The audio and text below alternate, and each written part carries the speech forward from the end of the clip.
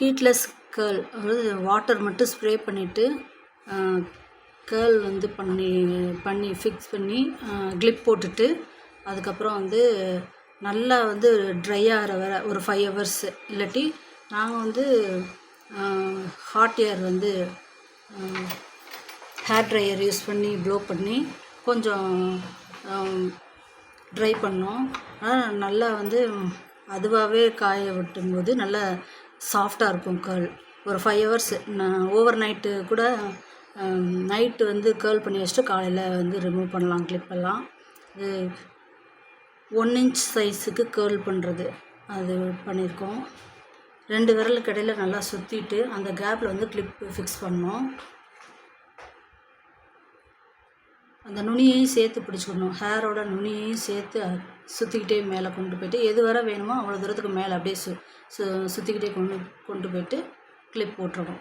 Clip போடலாம், இல்லாட்டி hair பின்னை வந்து எக்ஸ் மாதிரி ரைட்லேருந்து ஒரு சைடும் லெஃப்ட்லேருந்து ஒரு சைடும் எக்ஸ் மாதிரி ஹேர் பின்னை கூட குத்தலாம், ஃபிக்ஸ் பண்ணிக்கலாம். இது வந்து கீழே மட்டும் கேர்ள் இருக்கும். மேலேருந்து கேர்ள் வேணும்னா ஹை போனிடெயில் போட்டுட்டு அங்கேருந்தே வந்து கேர்ள் பண்ணி இதே மாதிரி கேர்ள் பண்ணிவிட்டு ஸ்கேல்ப்லேயே வந்து ஹேர் பின் போட்டு அப்படியே ஃபிக்ஸ் பண்ணலாம். இது வந்து நாங்கள் சும்மா ஹேர் ட்ரையர் வச்சு கொஞ்ச நேரத்துலேயே ட்ரை பண்ணிட்டோம். ஆனால் வந்து ஒரு 5 hours நல்லா காய விட்டோம்னா கேர்ள் நல்லா ஃபிக்ஸ் ஆகிக்கிறோம். வாட்டர் வந்து அதிகமாக ஸ்ப்ரே பண்ண தேவையில்லை, மீடியம் கம்மியான அளவுக்கு லைட்டாக வெட் பண்ணணும். அதுக்கப்புறம் சுற்றிட்டு கிளிப் போட்டுடணும். இதில் நிறையா டைப் இருக்குது ஹேர் கேர்ளில். ஹெட் பேண்ட் கேர்ள் வந்து அதோட ஷேப்பு அதெல்லாம் நல்லாயிருக்கும். அது நெக்ஸ்ட் வீடியோவில் நாங்கள் போடுறோம்.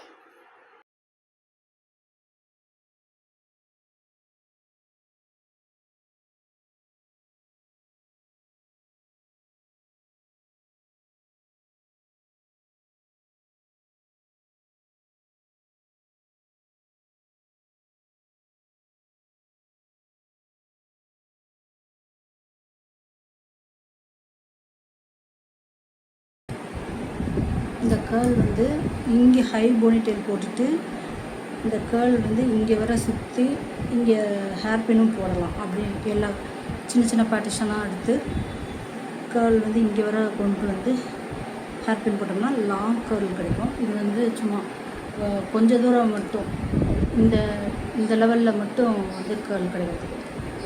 ஃபுல்லாக இங்கேருந்தே கேர்ள் வரணும்னா ஹை போனிடெயில் போட்டுட்டு சின்ன சின்ன பார்ட்டிஷனாக எடுத்து கேர்ள் பண்ணி இங்கே ஹேர் பின் போடலாம். ஹேர் பின் போட்டு ஒவ்வொரு பார்ட்டிஷனாக தனித்தனியாக ஹேர் பின் போடலாம்.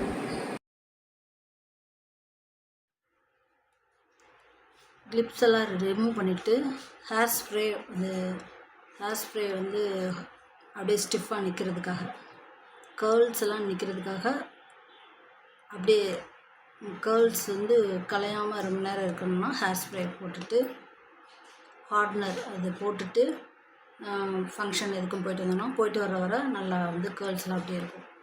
வேணும்னா ஹேர் ஸ்ப்ரேஸ் யூஸ் பண்ணிக்கலாம்.